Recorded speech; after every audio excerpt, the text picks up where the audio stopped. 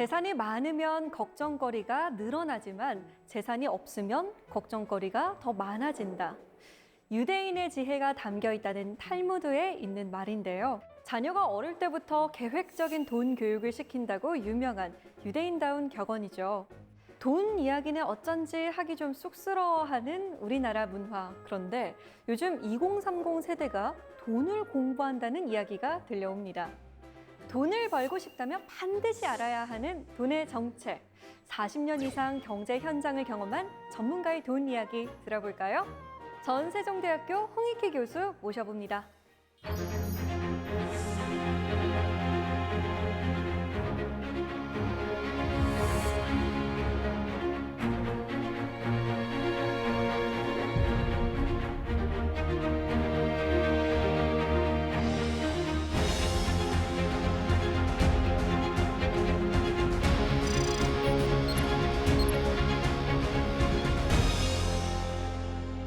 네, 교수님 안녕하세요. 네, 안녕하세요. 네, FRB 전 의장인 앨런 그리스퍼는 이런 말을 했습니다. 문맹은 생활을 불편하게 하지만 금융 문맹은 생존이 불가능하기 때문에 문맹보다 더 무섭다라고 했는데요. 금융 문맹에서 탈출하는 방법 있을까요? 일단은 공부해야 되고요. 그다음에 어렸을 때서부터 금융에 대해서 가까이 할수록 좋고요. 예. 근데 사실 누가 돈 벌었다 이런 얘기 들으면 불안해지잖아요. 나만 뒤처진 건가? 나만 늦은 건가? 라는 생각이 들기도 하고요. 너무 늦은 건 아니겠죠? 세상에 너무 늦은 때는 없어요. 예.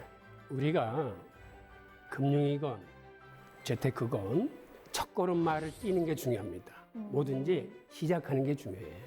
그래서 오늘 돈에 대한 첫걸음을 같이 한번 뛰어보시죠. 네, 그럼 돈에 대한 걸음마 함께 시작해 볼까요? 오늘 강연 잘 부탁드립니다. 예.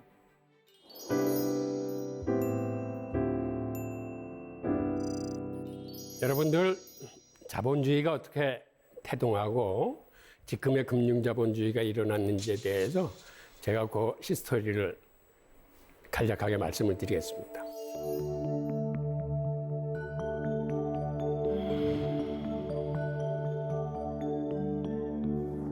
여러분들은 자본주의의 씨앗을 청어가 잉태했다고 그러면 믿으시겠습니까? 그런데 실제로 자본주의의 씨앗을 청어가 잉태했어요. 1492년은 세계사적으로 굉장히 중요한 해입니다. 이때를 분기점으로 중세와 근대가 나누어집니다. 그렇다면 1492년에 무슨 일이 있었길래 이거를 중세와 근대 분기점으로 삼을까요? 1492년에는 중요한 일 세 가지가 동시에 일어났어요. 그 하나는 콜럼부스가 신대륙을 발견한 겁니다. 그리고 그 해에 스페인 왕국이 유럽 대륙에서 이슬람 세력을 몰아냅니다. 근데 이게 역사적으로는 큰 의미가 있는 거예요. 그 전까지만 해도 중세의 유럽은 이슬람에 갇혀 살았어요. 그래서 동으로도 서로도 이슬람 세력이 있기 때문에 나가지 못했을 뿐만 아니라 지중해 전체가 이슬람의 해상권이에요. 그래서 바다로도 못 나갔어요. 그 다음에 위로는 바이킹들이 있어가지고 위로도 못 나가고 유럽은 그 당시에 프랑크 왕국은 갇혀 살았습니다. 그러니까 그 당시에는 이슬람이 문화적으로, 기술적으로, 경제력으로, 군사력으로 모든 게 유럽보다 월등했습니다. 그걸 1492년에 유럽의 기독교 세력이 이슬람을 몰아낸 뜻깊은 해예요. 동시에 그의 스페인 제국이 기독교 왕국으로 통일하고 난 다음에 스페인에서 그간 스페인 경제를 이끌었던 유대인들을 일시에 추방하기 시작합니다.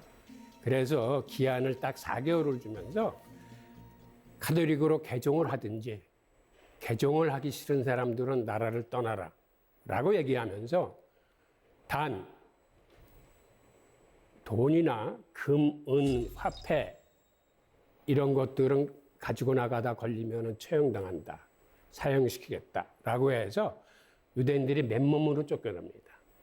그때 가지고 나갔던 거는 사실은 그 보석, 그 당시만 해도 보석의 가치는 크게 없었는데 어차피 가지고 나갈 수 있는 게 보석뿐이 없었기 때문에 보석들을 한 움큼씩 쥐고 그 당시 비교적 종교의 자유가 있었던 저 네덜란드 쪽의 저지대로 올라가요.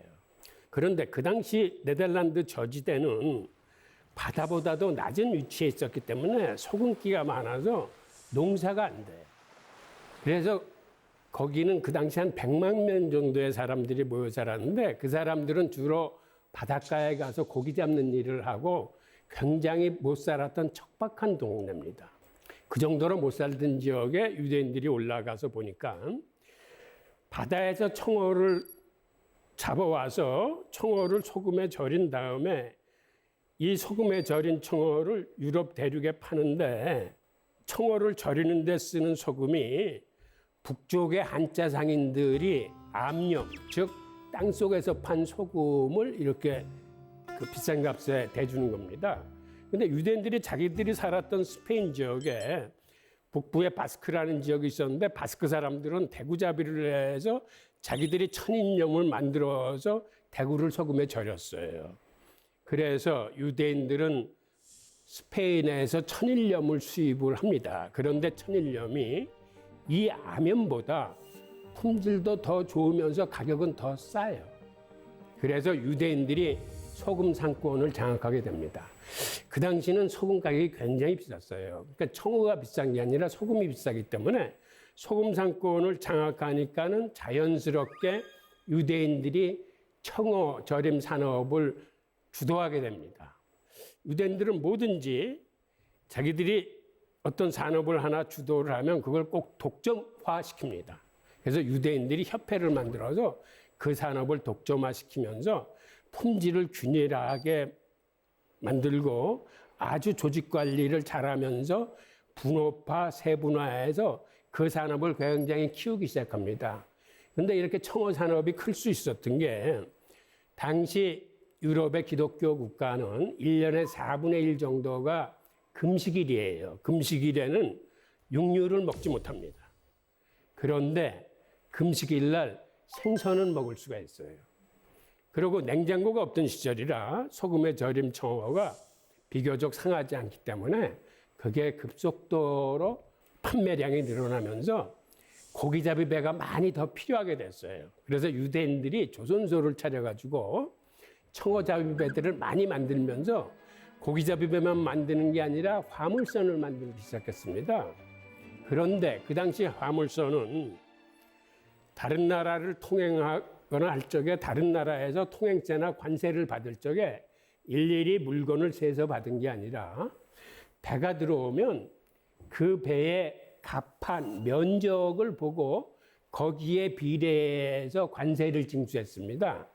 그러니까 유대인들은 관세를 줄이기 위해서 갑판에 붙어있던 대포들을 다 떼어보내고 갑판은 아주 비좁게 만들고 오히려 상품을 싣는 선복을 크게 만들어서 좀 배가 기형적이다 싶을 정도로 이 배불뚝이 배를 만듭니다. 하지만 일단 통행세를 적게 내니까 다른 나라보다 운임을 많이 줄일 수 있었어요. 자그마치 네덜란드의 화물선이 다른 경쟁국에 비해서 운임이 3분의 1 정도로 파격적으로 경쟁력을 갖습니다. 그리고 평조선의 특성상 이게 그 강이나 수로를 쫓아 올라가면서 물건을 고객한테 가장 가까운 곳에 배달을 해줄 수 있어요. 이 밑바닥이 뾰족한 첨조선은 저반 시설, 즉 항구 시설이 있어야만 저반을 해요. 근데 평조선은 웬만한 무가에는 다 저반을 할 수 있습니다. 그래서 고객 서비스도 월등하게 좋아지고 하니까는 유럽의 화물을 네덜란드가 거의 다 싹쓸이를 합니다. 그 통해 암스테르담이 물류 기지가 돼요. 물류 기지가 되면서 중개 무역이 발달합니다. 근데 무역이 발달하면 무역을 지원하는 뭐가 발달하죠? 바로 금융업하고 보험업이 발달을 해요.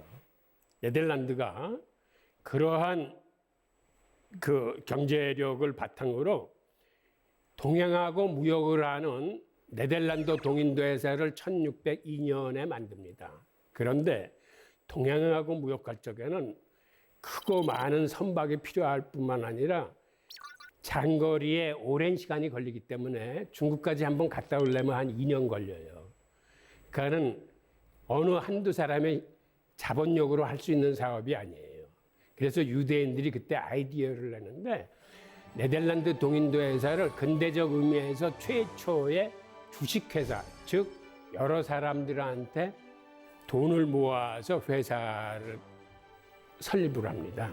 이래서 세계 최초의 근대적 의미의 주식회사가 네덜란드에서 탄생을 합니다. 이게 유대인들이 스페인 제국에서 쫓겨나서 네덜란드에 온 지 100여 년 만에 일어난 사실이에요. 그 다음에 선박이 떠나면 그 주식을 갖고 있는 사람들이 오랜 기간 참을 수 없는 사람들은 이걸 서로 바꾸기 시작하는데 이 주식 거래를 좀 활성화시켜 주기 위해서 네덜란드가 세계 최초의 주식 거래소를 만듭니다. 게다가 암스테르담이 물류 기지가 되니까 각국으로부터 많은 상품들이 모임과 동시에 각국의 돈들이 다 네덜란드로 모이는 거예요. 그래서 네덜란드에는 그 당시 화폐 종류가 거의 한 1000가지에 이를 정도로 너무 많은 화폐가 모이니까는 자기네들도 이거를 서로 분간하기가 힘들었어. 그래서 당시 세계 최초의 중앙은행격인 암스테르담 은행을 창설해서 화폐 통일을 이뤄냅니다. 그래서 나온 화폐가 길드화예요. 사실은 어떤 의미에서 근대 최초의 기축통화가 길드화입니다.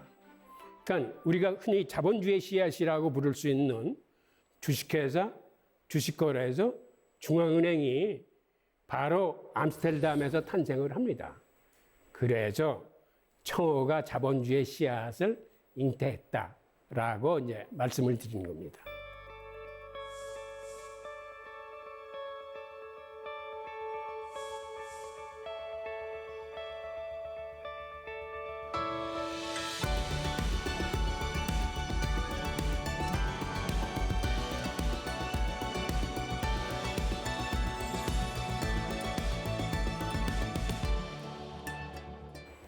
네덜란드가 스페인에 대한 독립전쟁을 하는데 그 당시 이제 빌레름 공이라고 있었는데 유대인들은 네덜란드에서조차 추방당하면 어디 다른 데 가서 살 곳이 없기 때문에 정말 윌리엄 공을 열심히 도와가지고 그 전쟁 자금을 대줍니다. 그래서 네덜란드에서 전쟁 채권 시장이 발달을 해요. 평소에는 연 15%, 20% 했던 게 채권 시장이 발달하면서 유대인들의 어떤 금융산업의 힘에 의해서 금리가 한 2, 3%대로 인하가 돼요. 근데 이게 경제사적으로는 굉장히 중요한 의미를 갖고 있습니다. 이렇게 금리가 인하가 되니까 투자가 살아나면서 그 세계적인 무역망의 건설과 더불어서 해외 투자가 활성화되는 거죠. 그리고 또 하나, 영국이 당시에는 굉장히 후진국이었었어요. 그래서 영국은 국내에서는 해외에 수출할 물건이 별로 없어가지고 수출 물량이 달랑 양털 하나예요. 근데 양털조차도 자기네들이 수출을 못하고 유대 상인들이 들어가서 걷어 나와가지고 이제 수출을 해줬거든요. 그러다 보니까 그 후진국인 영국에서 발달한 게 해적질입니다.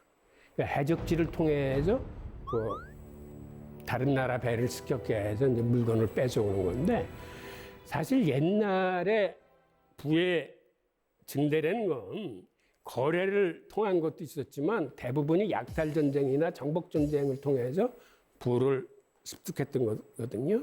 당시 의회가 왕을 축출할 계획을 세우면서 네덜란드 윌리엄 총독 부부를 영국 왕으로 초청을 합니다. 빌레름 3세는 영국 왕이 되면서 윌리엄 3세가 됩니다. 그리고 이거를 명예혁명이라고 불러요. 왜 그러냐면 피 한 방울 흘리지 않고 혁명을 이룩했다고 그래서 이거를 명예혁명이라고 합니다. 그런데 윌리엄 3세가 영국 왕이 돼서 프랑스하고 전쟁을 하려고 보니까는 영국에 함선이 없는 거예요. 그래서 다시 유대인들을 불러서 화급하게 도움을 요청하게 됩니다. 프랑스하고 전쟁해야 되는데 당신들이 네덜란드에서 나를 도와줬듯이 이번에도 나를 좀 한번 도와달라. 그런데 왕이 요청한 금액이 너무 커. 120만 파운드야. 그래서 이거 한두 사람의 힘으로 마련할 수 있는 돈이 아니에요. 그래서 자기네들이 네덜란드에서 했던 방식대로 전쟁 기금 모금 기구를 만들어서 일종의 주식회사 형태로 주식을 팔아서 자금을 모집합니다. 그래서 그렇게 모은 돈을, 즉 그 당시는 금괴인데 금괴를 왕한테 빌려주면서 왕하고 딜을 해요. 왕께서는 이 돈을 저희한테 영구적으로 갚으시지 않아도 됩니다. 단 매년 8%의 이자를 주십시오. 그 당시 시중금리가 15%가 넘었기 때문에 8%는 그렇게 높은 금리가 아니었어요. 그리고 왕실에 빌려주는 이 돈을 담보로 이 금액만큼 우리가 은행권을 발권하게 해 주십시오 라고 간청을 드려서 이들이 성사가 됩니다. 그래서 잉글랜드하고 웨일즈 지역에서는 최초의 은행권을 유대인들이 발권을 해요. 그리고 전쟁기금 모금기구를 주식회사 영란은행으로 바꿔요. 그래서 영국의 중앙은행인 영란은행이 탄생하게 됩니다. 그 왕은 돈이 쓸 필요가 있을 때마다 영란은행에 국채를 발행해서 주고 영란은행으로부터 돈을 빌려다 쓰게 돼요.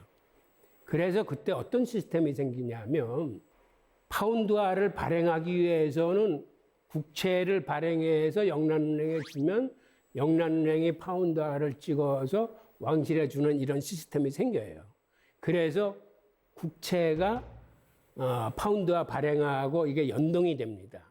그런데 미국에서 중앙은행을 만들 적에 바로 이 영란은행 시스템을 그대로 따갑니다. 그래서 중앙은행을 만들면서 그걸 주식회사 형태로 민간 자본을 통해서 자본을 만들고 정부는 국채를 만들어서 미국 연준에 주면 연준은 그 국채를 받아서 거기에 해당되는 만큼의 달러를 미국 정부에게 주게 되는 거죠. 이런 식으로 국채와 달러 발행이 연동되게 돼 있어요.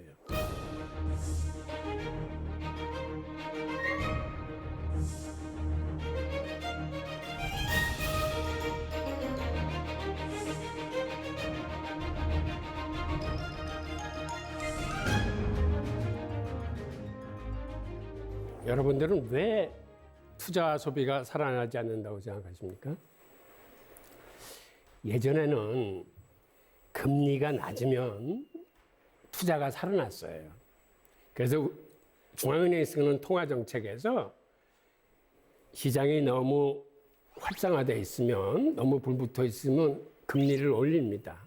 그건 시장을 좀 냉각시키기 위해서예요. 그 다음에 시장이 침체되어 있으면 금리를 내려요. 그럼 투자가 살아나서 경제가 다시 경기가 좋아지는 거예요. 그런데 어느 때서부터인가 이게 작동하지 않아요. 흔히 여러분들 뉴노멀이라는 얘기를 들어보셨을 겁니다. 그 얘기는 무슨 얘기냐면 지금은 사저 시대예요. 저금리, 저투자, 저성장, 저물가 시대입니다.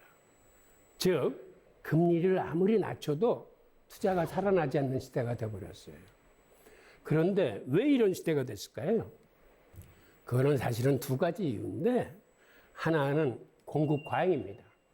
지금은 이제 생산 기술의 발달로 생산성이 굉장히 향상돼 있고, 고객들이 필요한 물건들은 많이 만들어서 공급하는 시대예요. 수요 측면에서는 수요가 나날이 줄어들고 있어요.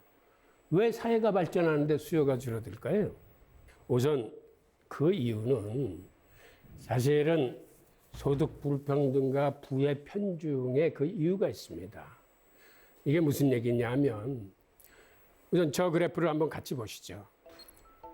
미국에서 소득이 늘어나는 계층은 상위 1%뿐이 없습니다. 밑에 있는 빨간 그래프가 우상향을 하고 있는데 상위 1%는 매년 소득이 늘어나요. 근데 차상위 9%만 하더라도 현상 유지를 하고 있습니다. 소득이 늘지 않아요. 그다음에 미국 국민 전체 90%는 매년 소득이 줄어들고 있어요. 저건 사실은 뭐를 의미하냐면 우리가 10명이 있는 사회를 가정했을 때 돈 잘 버는 한 사람이 나머지 9사람보다 돈을 더 많이 벌어. 그러면 어떤 일이 벌어질까요? 중산층이나 서민들은 사실은 버는 대로 돈을 다 써요. 근데 돈이 한 사람한테 몰리면은 이 사람은 쓰는데 한계가 있어. 그래서 이 사람한테 들어가는 돈은 사회로 환원되지 못하고 이게 곳간에 비축이 됩니다. 공급 쪽에서는 물건은 날로 많이 나오는데 소비 측면에서는 사회 소득의 반이 곳간에 축적돼서 소비로 환류돼서 나오지 않는 거예요. 이런 무슨 일이 터질까요? 이게 바로 불경기이자 공황이에요. 바로 상위 10%가 세계 소득의 50%를 넘어섰을 적에 1929년 대공황이 터집니다. 2008년도 글로벌 금융위기도 상위 10%가 전체 소득의 50%를 달성했을 적에 글로벌 금융위기가 터지거든요. 그런데 이게 개선되지 못했어요. 그래서 지금도 상위 10%가 전체 소득의 50% 이상을 가져가요. 근데 미국만 이런 게 아니라 이거는 우리나라도 마찬가지고 세계 전반적인 현상이에요.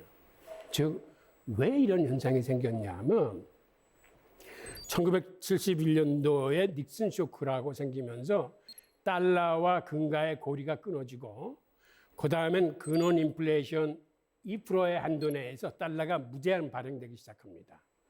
즉, 그 전까지만 해도 시중에 유통되는 금융자산의 양이 세계 GDP의 한 50% 정도뿐이 안 됐어요.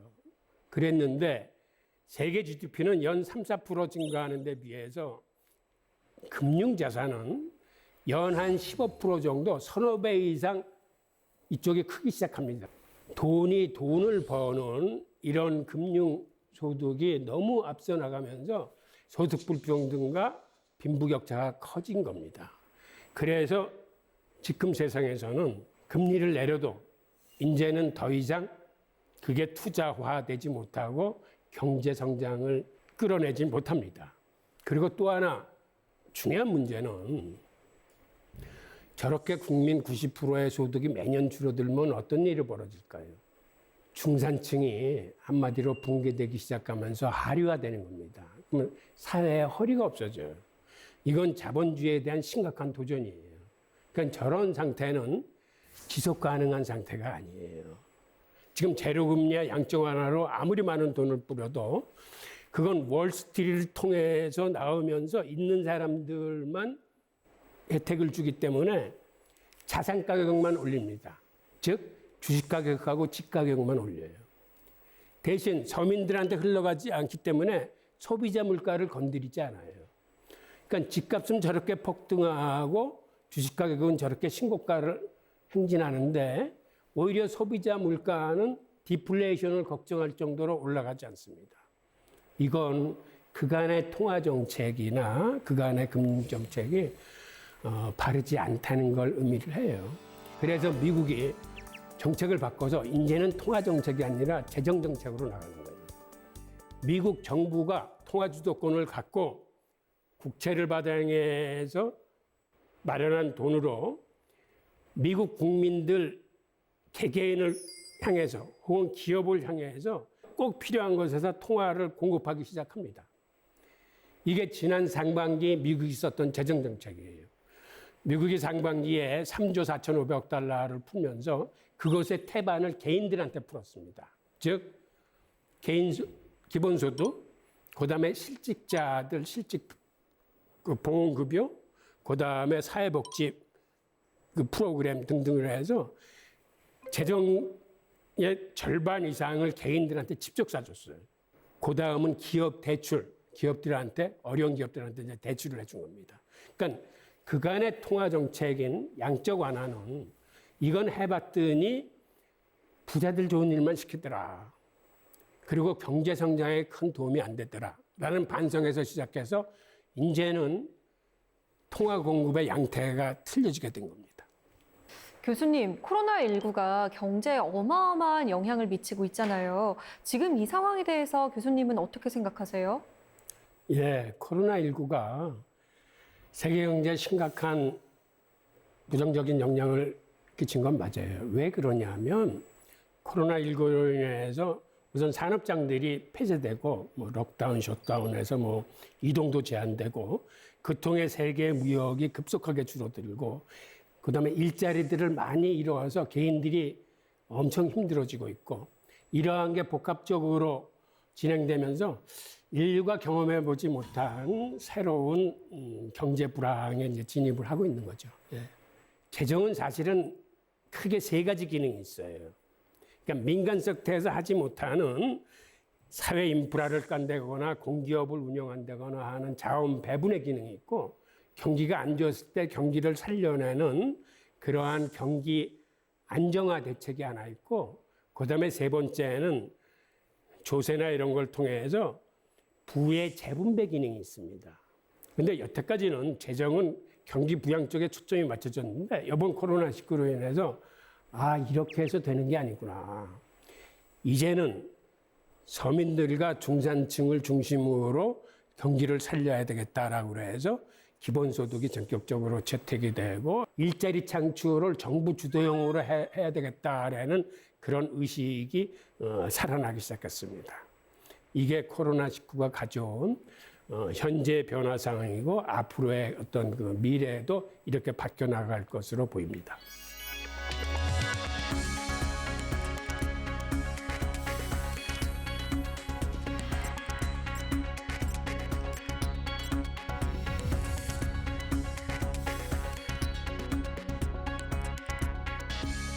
이번에는 코로나 시대의 새로운 투자 포트폴리오에 대해서 한번 말씀드리겠습니다. 지금 세상에는 너무 많은 돈들이 풀렸어요. 아시겠지만 미국이 코로나19를 맞아서 지난 3월 이후에 지금 연준의 자산이 한 7조 달러 정도 갖고 있는데 이 얘기는 곧 연준이 버는 통화를 7조 달러를 풀었다는 얘기거든요. 이게 어느 정도 큰 금액이냐면 2008년도 글로벌 금융위기에 3차 양적 완화를 시행하면서 미국이 6년 동안 푼 돈보다 이번 코로나19 사태로 2달 동안의 푼 돈이 더 많았다는 이야기입니다. 이러한 많은 유동성이 풀리니까 즉 주식시장이 신고가 행진을 하고 그다음에 주택가격이 막 오르는 이런 자산 가격에 이제 버블이 끼기 시작하면서 레이 달리오 같은 양반은 무슨 얘기를 하냐면 이제는 현금은 쓰레기다라고 단언을 하면서 인플레이션을 유념해서 투자를 해야 된다라고 얘기를 합니다. 참고로 레이 달리오는 세계 최대의 헤지 펀드를 운영하고 있는 사람입니다. 근데 이 양반이 얘기하는 거는 이제는 국채를 사지 마십시오. 단 물가 연동돼 있는 물가 연동체 국채만을 사십시오라고 얘기를 합니다. 그 얘기는 물가 연동체 국채라는 건 뭐냐면 이거는 인플레이션이 발생하면 그만큼 원금이 불어나면서 이자도 그에 따라서 불어나면서 주는 국채를 물가 연동 국채라고 부릅니다. 10년마다 투자의 패러다임이 바뀌고 있습니다. 앞으로의 10년은 금의 시대가 올 것입니다. 그래서 여러분들은 포트폴리오에 금을 추가하십시오라고 얘기를 하고 있어요. 그리고 또 다른 하나는 이 양반은 원자재를 얘기합니다. 그래서 포트폴리오를 할 때 물가 연동국채, 금, 그다음에 원자재 중에서 앞으로 상승 가능성이 있는 걸 집어서 이렇게 한 3개 정도로 분산 투자를 권하고 있어요. 금은 사실은 달러 가치하고 반대로 가는 게 금입니다. 왜 그러냐면 사람들이 금을 선호한다는 건 달러에 대한 불신을 의미해요. 이게 사실은 2008년도 글로벌 금융위기 이후에 어떤 일이 벌어졌었냐면 중국을 선두로 이제는 외환보유고에 달러 표시 자산을 담지 않겠다. 즉 미국 국채를 사지 않겠다. 대신에 금을 외환보유고에 편입시키겠다라고 해서 각국 중앙은행들이 금을 사서 외환보유고에 담기 시작했어요. 그런데 미국의 입장에서는 이건 달러에 대한 큰 도전입니다. 그래서 미국 정부가 시중에 단기금리를 올리는 오퍼레이션 트위스트라는 걸 합니다. 즉 금은 단기금리가 올라가면 금은 이게 쥐약이에요. 왜 그러냐 하면 금은 갖고 있어도 이자 한 푼 만들지 못하는데 단기금리가 올라간다는 건 단기에 자금을 은행에다 집어넣으면 많은 금리를 받을 수 있다는 거기 때문에 그렇다면 사람들이 금을 사는 게 아니라 단기금리 국채나 은행 예금 쪽으로 가게 됩니다. 그래서 이제 금값을 이제 떨어뜨렸는데 그래도 금값이 제대로 떨어지지 않자 선물 시장에 현물을 대량 투하하기 시작합니다. 그러니까 예를 들어서 아침에 선물 시장이 문이 열리면서 한 100톤 정도의 금이 쏟아져 내려오는 거예요. 100톤 정도 되는 금은 이건 개인이 내는 매도 물량이 아니에요. 그래서 금값이 쭉 빠졌다가 다시 이렇게 금값이 올라오면 또 몇백 톤의 물량이 쏟아져 내려오는 거예요. 금값이 오를 만하면 대량의 매도 물량이 나옴으로써 금값을 일정 밴드에 가둬버립니다. 그래서 오랜 기간 온스당 1,350불에서 1,100불 사이를 왔다 갔다 했어요. 이런 사례가 있을 정도로 미국 정부는 금값에 대해서 신경을 많이 씁니다. 그런데 이번에 코로나19 사태로 금값이 급락을 했다가 다시 치솟아 오르면서 옛날의 고점을 상회해서 올랐어요. 즉 앞으로 금값이 계속 오를 경우에 과연 이거를 미국 정부나 연준이 이제 어떻게 대처할지가 이제 관심거리인데 금에 투자하시는 분들은 그런 건 이제 눈여겨봐 주시기 바랍니다. 또 하나 재미있는 요소는 금과 은은 서로 동행성을 갖고 있습니다. 동행성이라는 건 금이 오르면은 은도 같이 올라요. 근데 금이 떨어지면 은도 같이 떨어집니다. 근데 여기서 재밌는 현상은 금이 떨어질 때는 금값이 떨어지는 속도보다 은값이 떨어지는 속도가 훨씬 빨라요. 그래서 여러분들이 경기 침체 시에는 은에 대한 투자를 사실은 하면 안 돼요. 그런데 또 재밌는 현상은 경기가 회복될 적에는 금값이 올라가는 속도보다 은값이 올라가는 속도가 훨씬 빨라. 그래서 경기가 회복된다라고 판단이 되면 이때는 금보다는 은에 투자를 하셔야 돼요. 이게 왜 그러냐면 은은 금과 달리 산업용 수요가 50%를 넘습니다. 은이 전기 전도성과 열 전도성이 금속 중에서 가장 좋아요. 우리가 전기를 보낼 때 이제 구리 전선을 쓰는데 사실은 은이 비싸서 그렇지 은이 훨씬 더 전기 전동성이 좋습니다. 그러다 보니까 고급 제품을 쓸 적에는 은을 써요. 태양열판을 쓴다거나 오지산업에서 여러 가지 고급 제품을 만들 적에는 전기 전도의 구리 대신에 거기에는 은을 씁니다. 하여튼 이런 걸 포함해서 은이 뭐 치과용 재료에도 쓰이고 해서 은은 산업용 수요가 거의 이제 60%에 도달할 정도로 굉장히 산업용 수요가 많아요. 그래서 경기가 불투명하다, 불경기에 진입할 것 같다 그러면 은이 금보다 더 빨리 떨어지는 이유입니다. 대신에 경기가 회복돼서 산업용으로 은 수요가 굉장히 많이 쓰일 것 같다 그러면 은이 훨씬 더 빨리 금보다 치솟는 이유예요. 또 예일대학교의 스티븐 러치 교수는 어떤 얘기를 하냐면 앞으로 달러 가치가 한 35% 정도 하락할 거라고 전망하고 있습니다. 이 얘기는 워낙 달러를 많이 풀어내기도 했지만 미국의 리더십이, 지도력이 급격히 하강하고 있다는 걸 얘기하면서 사실은 기축통화라는 건 경제력이나 무역 규모만 커서 되는 게 아니라 어떤 군사적인 패권을 포함한 세계 경찰로서의 리더십이 있어야 되는데 미국 같은 경우 트럼프 대통령이 나오면서 뭐 기후조약에서도 탈퇴하고 뭐 자국 중심 이익주의로 돌아가니까 어떤 세계적인 리더십의 방기 내지 포기로 받아들이면서 이거는 달러 가치의 급격한 하락을 몰고 올 수 있는 위험 요인이라고 보는 거죠. 달러의 미래에 대해서 한번 살펴보죠. 여러분들 중국이 중앙은행이 그 디지털 화폐를 지금 시험 중이라는 얘기를 들으셨을 겁니다. 이건 무슨 얘기냐면 그간 암호화폐가 출현했을 적에 이 암호화폐가 많은 좋은 기능을 갖고 있음에도 불구하고 화폐로서의 본원적 기능을 하지 못했어요. 그거는 변동성이 너무 커가지고 이게 교환의 매체가 된다거나 가치 저장의 수단이 되기가 굉장히 힘들었어요. 암호화폐는 기본적으로 추적 불가능한 화폐입니다.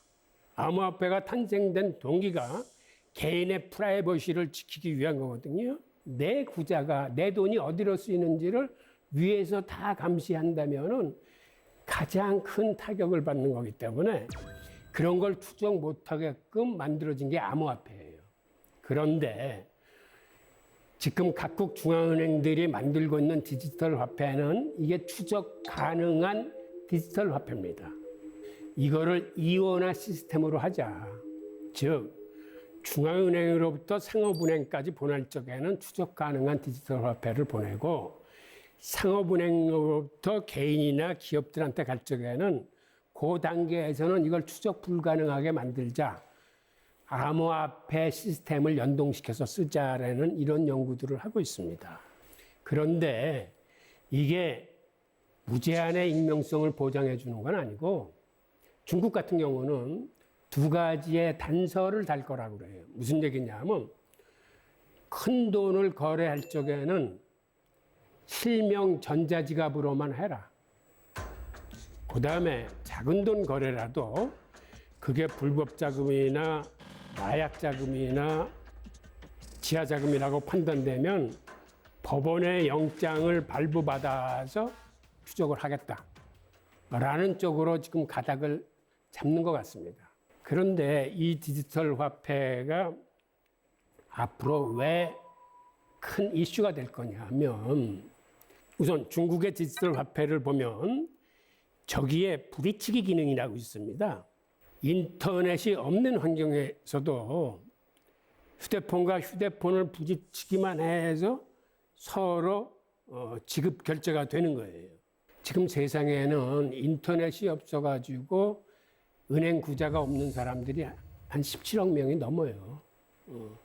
인터넷이 있는 환경에서도 신용불량이나 이런 여러 가지 사유로 인해서 구자가 없는 사람들이 많습니다. 그런데 이런 사람들을 이제는 금융 서비스권 안으로 이거를 다 포용할 수 있다는 얘기입니다. 특히 후진국일수록 이 전자화폐가 급속도로 팽창하게 될 거예요.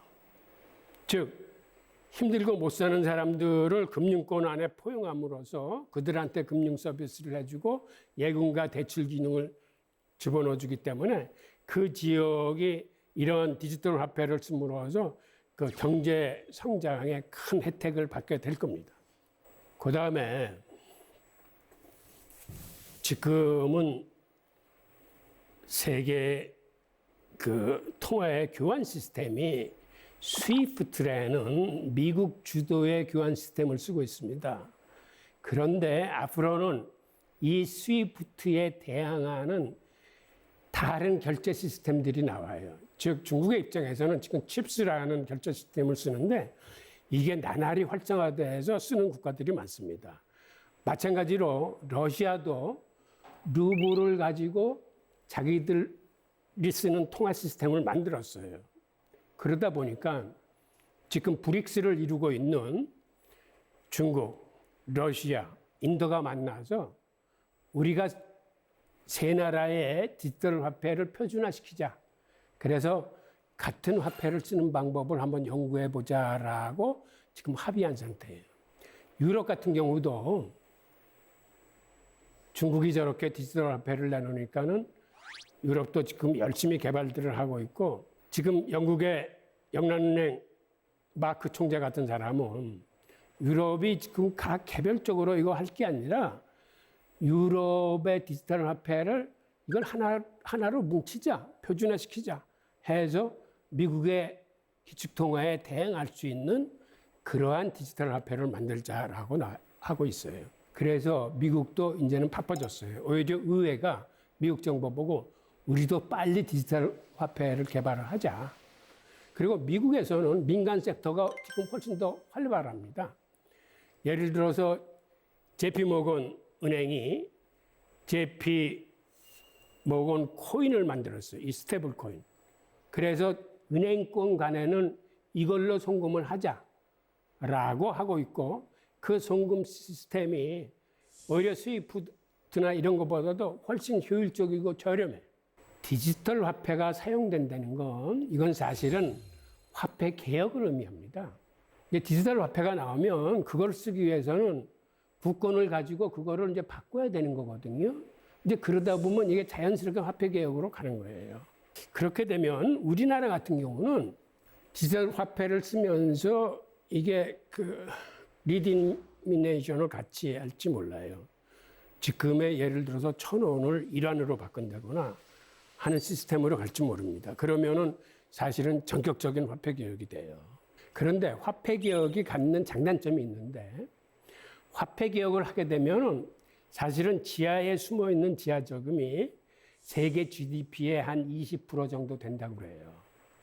근데 이게 시장에 나오면서 양성화되면서 시장에 많은 그 유동성이 공급되기 때문에 경제가 활성화되는 측면이 있습니다. 이건 화폐 개혁의 장점이에요. 그런데 그럼에도 불구하고 바깥으로 나오지 못하는 검은 돈들이 있어요.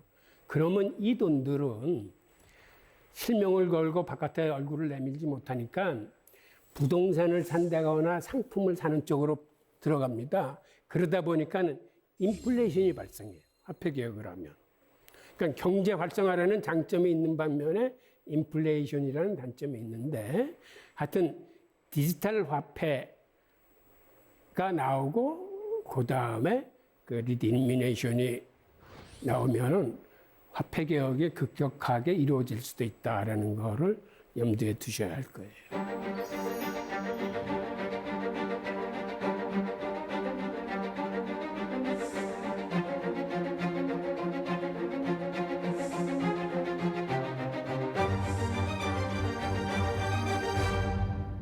오늘 제가 많은 얘기를 드렸는데 저는 두 가지를 강조하고 싶습니다. 돈은 사실은 이게 흘러야 되는 거거든요. 그런데 돈을 내가 축적함으로써 이 돈을 뜻깊은 곳에 쓸 수 있을 그러한 주인이 되는 게 사회 발전을 위해서도 바람직한 겁니다. 무소유나 청빈보다는 내가 돈의 주인이 돼가지고 돈을 사회에 흘리겠다라는 이런 자세가 이제 바람직하다고 생각되고, 두 번째는 모든 것이 그렇지만 돈은 공부해야 됩니다. 특히 재테크 하시는 분들은 공부 열심히 하셔야 돼요. 우선 두 가지 방법이 있는데, 경제의 거시적인 흐름을 광범위하게 이렇게 통찰해서 보실 수 있는 그런 통찰력을 기르셔야 되고, 그 다음엔 미시적으로 예를 들어서 기업은 기업의 분석을 하거나 그 산업의 전망이라거나 이런 거에 대해서 사실은 치열하게 공부하셔야 돼요. 그래서 오늘은 돈의 인문학을 주제로 돈의 전체적인 그 과거의 역사서부터 흐름을 살펴봤는데, 앞으로 여러분들이 그러한 마음가짐으로 그 돈에 대한 접근이 이루어지시면 좋겠습니다. 자, 감사합니다.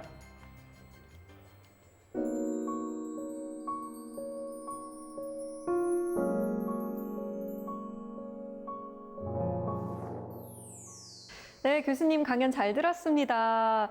돈의 흐름에 대해서 잘 생각해보지 못했었는데 이번 강연을 계기로 많이 배운 것 같아요. 고맙습니다.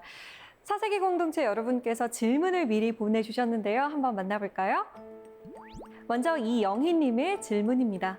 부모와 아이가 함께 경제 공부하는 것도 좋을 것 같습니다. 어떤 것부터 시작하면 재밌게 할 수 있을까요? 경제 공부라고 하면 사실 좀 막막하게 느껴지는데 아이와 함께 시작한다면 어떤 것부터 하면 좋을까요? 경제 공부에 대해서는 유대인들이 하는 자녀 경제 교육이 좋은 모범이 될 거라고 생각하는데요.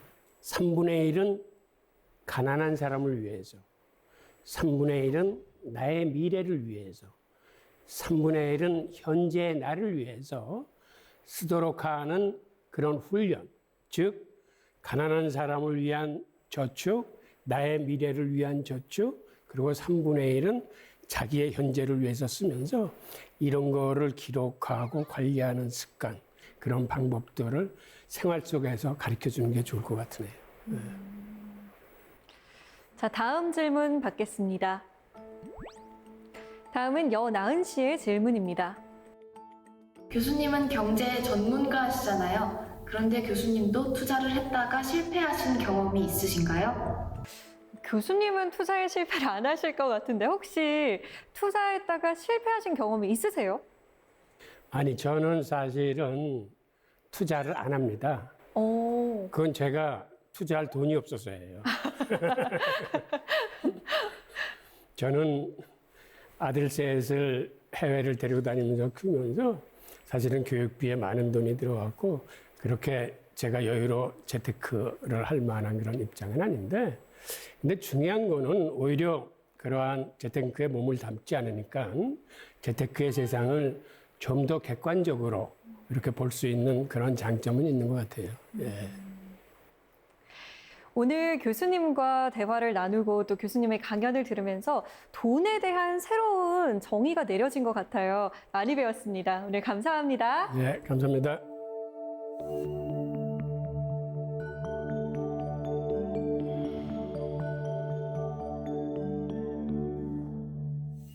티벳 속담 중에 충분히 가지고 있는 사람이 부자다라는 말이 있습니다. 아무리 돈이 많아도 나눌 수 없고 늘 부족한 사람은 부자라고 부르지 않는 거죠. 돈이 무엇인가 생각해 보니 나는 충분히 가지고 있는 사람인가 다시 생각해 보게 됩니다. 사세기 공동체 스미다. 저희는 다음 시간에 찾아오겠습니다. 고맙습니다.